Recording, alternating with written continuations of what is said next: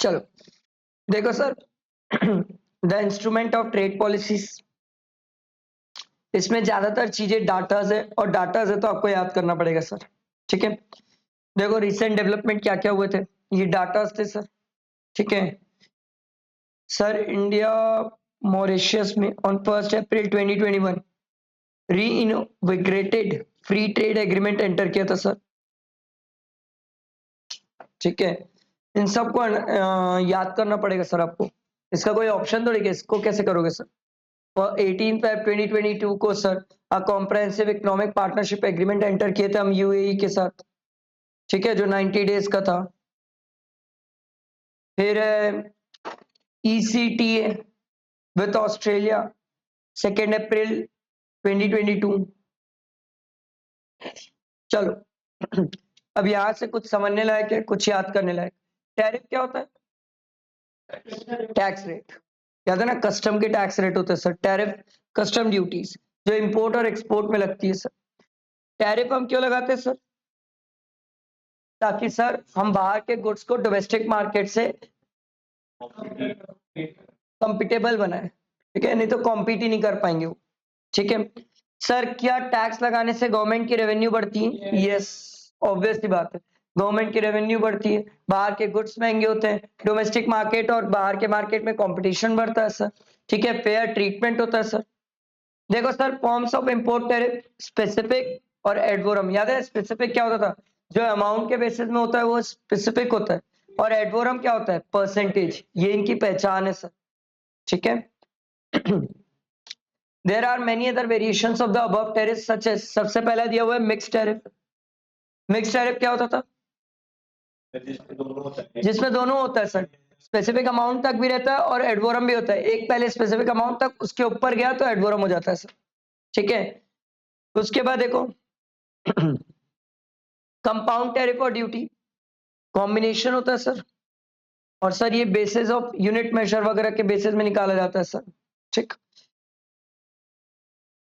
उसके बाद टेक्निकल और अदर टैरिफ्स, ये क्या होता है सर? स्पेसिफिक कंटेंट, एक प्रोडक्ट में क्या कंटेंट है, क्या टेक्नोलॉजी यूज हुई है, उसके बेसिस में जो टैरिफ लगता है that is called technical tariff. फिर टैरिफ रेट कोटास, ये याद है क्या होता था?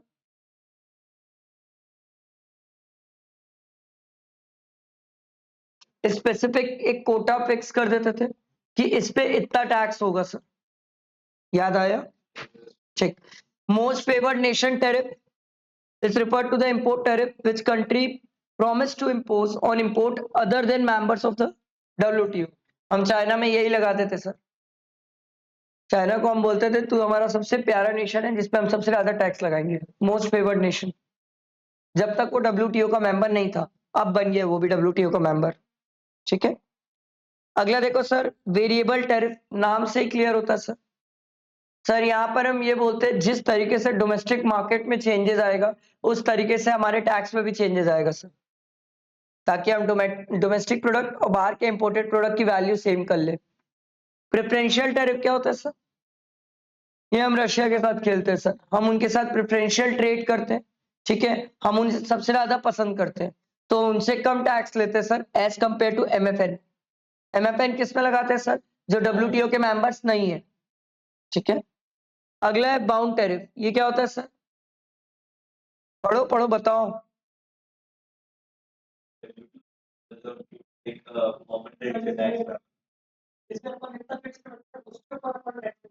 एग्जैक्टली, बाउंड टैरिफ, जहां पर हम फिक्स कर देते हैं कि सर हम आपसे टैक्स जो लेने वाले टैरिफ 18% लेंगे, इससे ज्यादा कभी नहीं लेंगे सर, बाउंड टैरिफ।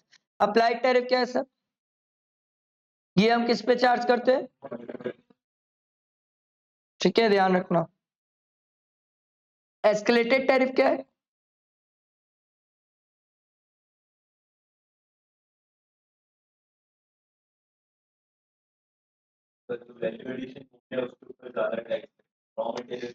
जितना वैल्यू एडिशन करोगे उतना टैक्स बढ़ेगा, वैल्यू एडिशन मत करो टैक्स भी कम रहेगा सर।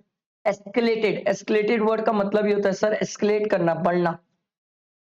अगला है प्रोहिबिटिव टैरिफ, ये तो नाम से भी क्लियर होता है सर, हम कोई चीज चाहते ही नहीं यहाँ पर इंपोर्ट हो सर, प्रोहिबिट करना चाहते हैं। इंपोर्ट सब्सिडीज, ये आप सबको पता है सर, कुछ इंपोर्ट करते हैं जो हमारी कंट्री के लिए नेसेसरी होता है, उसमें गवर्नमेंट सब्सिडी दे देती है। Tariff as response to trade distortions, ये क्या होता था सर?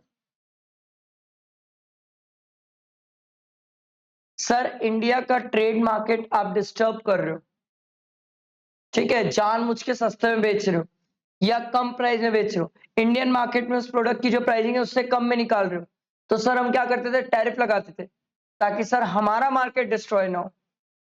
ट्रेड डिस्टॉर्शंस कर रहे हो आप, ट्रिगर प्राइस पहुंचता था। समझ आया? अगला, एंटी डंपिंग ड्यूटी, ये हम चाइना के ऊपर लगाते थे सर।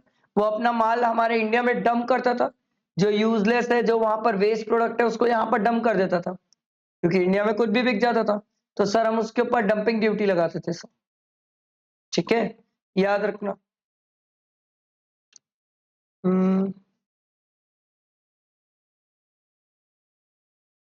देखो, फॉरेन कंट्री सेल करती है below the price in the domestic market, even below the cost price, cost से भी कम में बेचती है, तब हम एंटी डंपिंग ड्यूटी लगाते हैं सर। काउंटर वेलिंग ड्यूटी, ये हम तब लगाते हैं सर जब बाहर का गुड्स सस्ता हो, इंडिया का गुड्स महंगा हो।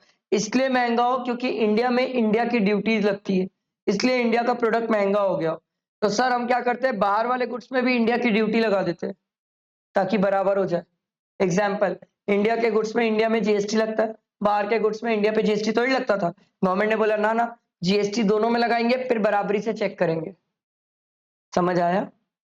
अगला देखो सर, इफेक्ट ऑफ टैरिफ्स। अब टैरिफ्स के इफेक्ट क्या क्या है सर? देखो, टैरिफ क्रिएट बैरियर्स और ऑब्स्टिकल्स टू ट्रेड, क्योंकि सर सिंपल सी बात है, टैरिफ मतलब टैक्स, टैक्स से हो सकता है प्रोडक्ट महंगा और सस्ता हो सकता, उससे बैरियर्स क्रिएट होते हैं, गुड्स एक्सपेंसिव बनते हैं। आईफोन बड़ा प्यारा एग्जांपल है हम इंडियंस के लिए। तो सर एंकरेज कंजम्पशन, किसके लिए?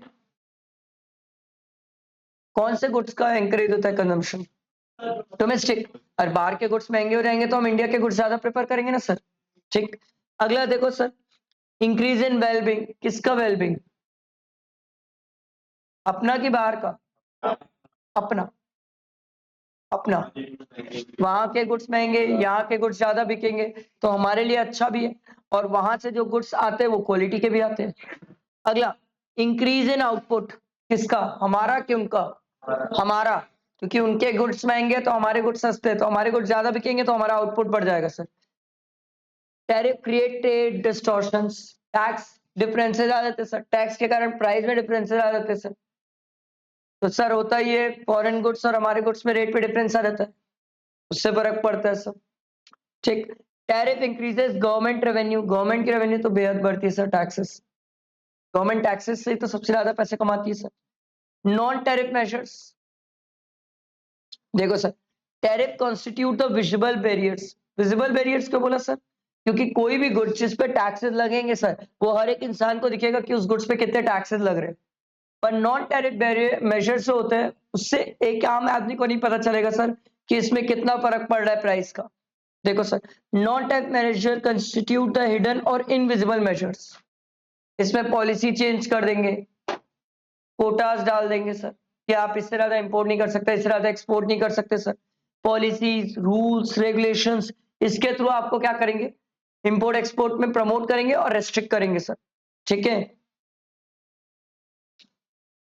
मैंडेटरी रिक्वायरमेंट्स इंपोर्ट एक्सपोर्ट के लिए, डिस्क्रिमिनेटरी नॉन टैरिफ मेजर्स, भेदभाव करते हैं सर हम।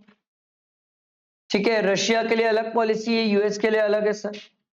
ठीक है, उसके बाद non tariff measures are characterized as technical measures और नॉन टेक्निकल मेजर्स।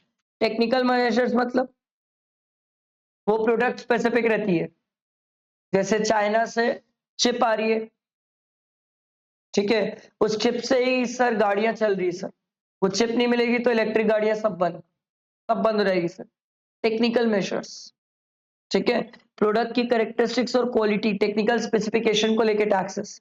ठीक है, और नॉन टेक्निकल मेजर्स, इसमें देखो सर, सबसे पहले दिया हुआ है हार्ड मेजर्स, ये प्राइस क्वांटिटी कंट्रोल मेजर होता है, इसको कीवर्ड से याद रखना, threat measure, anti dumping and safeguard, other measure, trade finance और इन्वेस्टमेंट मेजर्स, इनको नाम से याद रखना। डिटेल में तो वैसे ही मैं आपको रेगुलर क्लास में बता चुका हूं, अभी तो सिर्फ नाम से पढ़ के आगे बढ़ना और एमसीक्यू प्रैक्टिस करना। ठीक है, देखो सर, टेक्निकल मेजर में सबसे पहला दिया हुआ है sanitary and phytosanitary measures. Sir ये किसके लिए रहते हैं sir? Protect human, animal, plant from risk arising from एडिक्टिव, पेस्ट, कंटामिनेट, टॉक्सिन्स और disease causing organisms and to protect biodiversity. ठीक, उसके बाद है technical barriers to trade, cover food and non-food traded products, refers to a mandatory standard and technical regulation।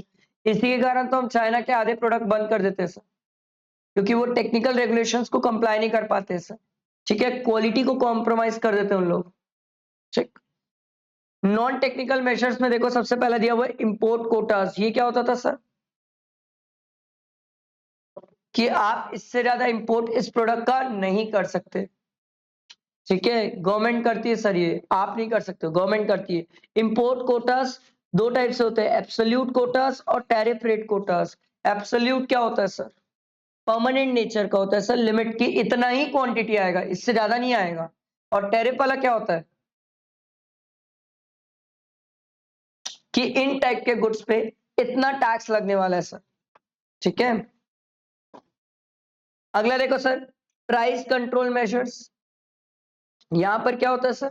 हम additional taxes और charges लगा देते थे सर, क्योंकि बाहर वाले प्रोडक्ट ज्यादा सस्ते होते तो हमारे डोमेस्टिक मार्केट को खराब कर देते हैं सर। ठीक है, this are also known as para tariff. याद रखना सर, ये नाम नया है सर, पारा टैरिफ। ठीक है, एग्जाम में याद नहीं आएगा सर। फिर non automatic licence and prohibition. Sir कुछ केसेस है सर, हम क्या करते हैं, देखो जब आप इंपोर्ट एक्सपोर्ट करोगे ना तो दो तरीके होते हैं सर। एक, ऑटोमेटिक रूट से आप गुड्स को इंपोर्ट कर सकते हो, एक लाइसेंसिंग के थ्रू। दो तरीके से गुड्स आते हैं सर इंडिया में। Non automatic licence and prohibition, sir जहां पर गवर्नमेंट बोलती है आप ऑटोमेटिक इंपोर्ट नहीं कर सकते, इसके लिए हम रूल्स, रेगुलेशन, रेस्ट्रिक्शंस लगाते हैं सर। ठीक है, फाइनेंशियल मेजर्स देखो सर, यहां पर इंक्रीज करते हैं sir import cost by regulating the access to cost of foreign exchange for imports and to define the terms of payment. ये इसका बेस्ट एग्जांपल वो है सर, लेटर ऑफ क्रेडिट। हम क्या करते हैं सर, बाहर वाले लोगों के लिए पेमेंट सिस्टम महंगा कर देते हैं, उससे भी उनके गुड्स महंगे होते हैं, वो कॉस्ट में ऐड करके ही हमसे रिकवर करते हैं। मेजर्स अफेक्टिंग कॉम्पिटिशन, सर ऐसे मेजर्स जो हमारे इकोनॉमी को इम्पैक्ट करे, हमारे डोमेस्टिक मार्केट को इम्पैक्ट करे, वो मेजर्स का हम ध्यान रखते हैं सर। समझ आया? ये हम अलाउ नहीं करते कि बाहर वाला कम से कम रेट में हमें बेच दे सर, ताकि हमारी इकोनॉमी और हमारे मार्केट डिस्ट्रॉय हो जाए सर। समझ आया? ये हमारा सेकंड था सर।